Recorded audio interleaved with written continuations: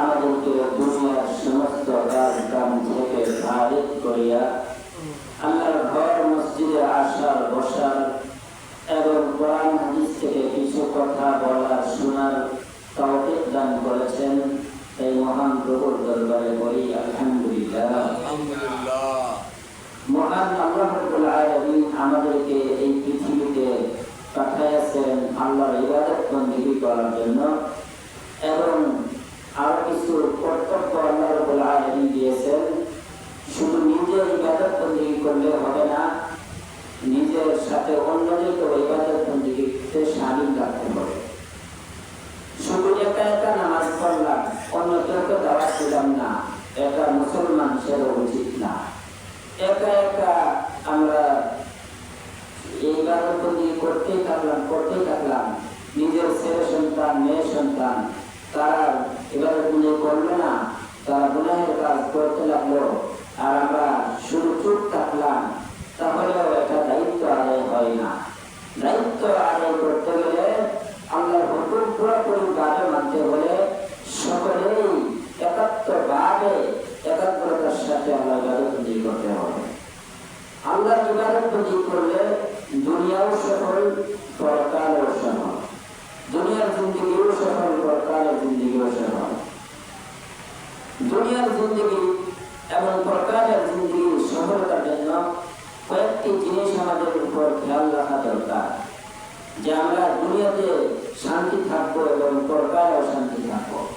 এর মধ্যে থেকে প্রথম যে জিনিসটি রয়েছে সেই জিনিসটি হল সকলে মিলে ইসলামের উপর পরিপূর্ণভাবে প্রবেশ করা, ইসলামকে পরিপূর্ণভাবে মানা। আল্লাহ রাব্বুল আলামিন ইসলামের উপর পরিপূর্ণভাবে প্রবেশ করার জন্য আল্লাহ রাব্বুল আলামিন বলেছেন। আল্লাহ রাব্বুল আলামিন একটি আয়াতের মধ্যে বলেন, ইয়া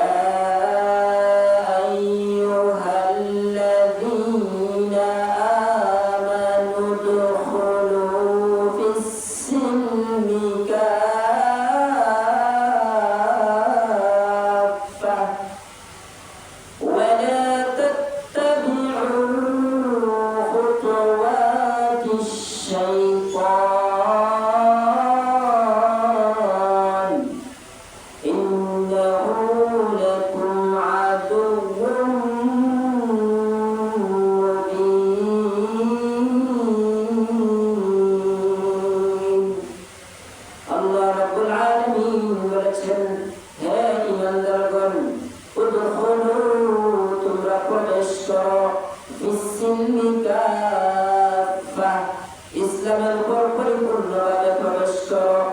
ওয়ালা তাত্তাবিউ খুতুওয়াতিশ শাইতান, শয়তানের কথা অনুযায়ী চলিও না, শয়তানের অনুসরণ করিও না।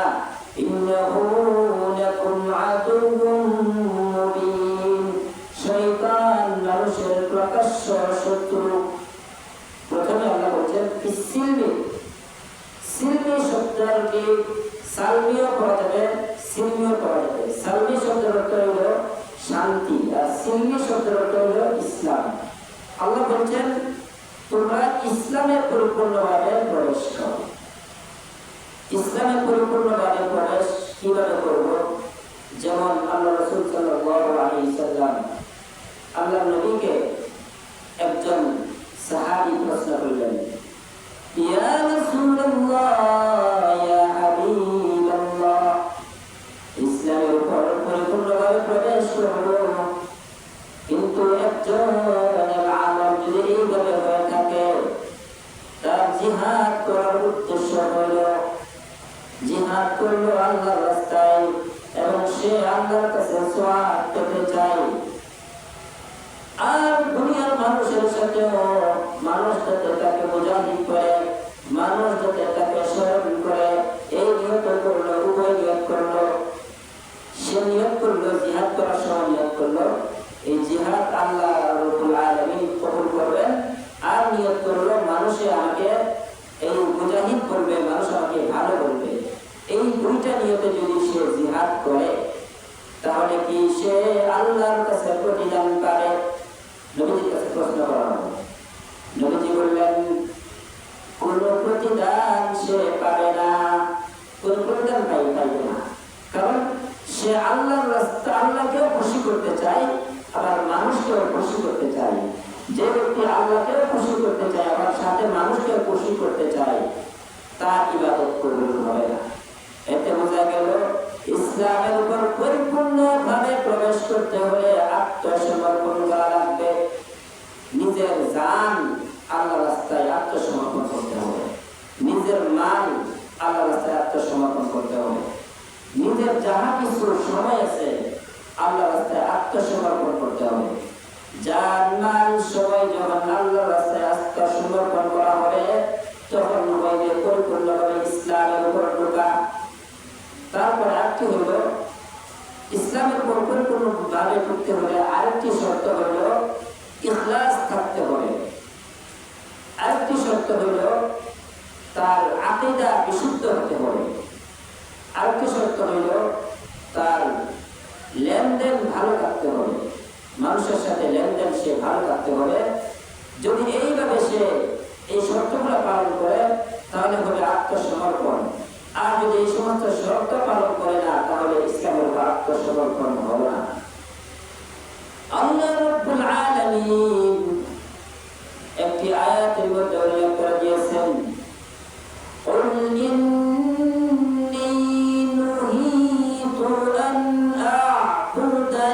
আ'বুদাল্লাযীনা তাদ'উনা মিন দুনিল্লাহ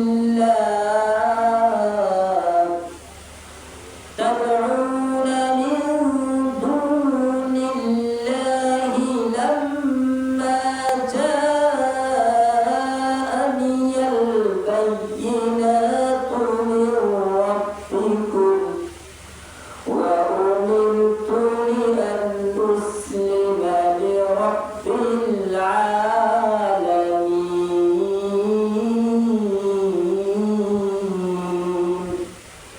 এই আয়াতের মধ্যে আল্লাহ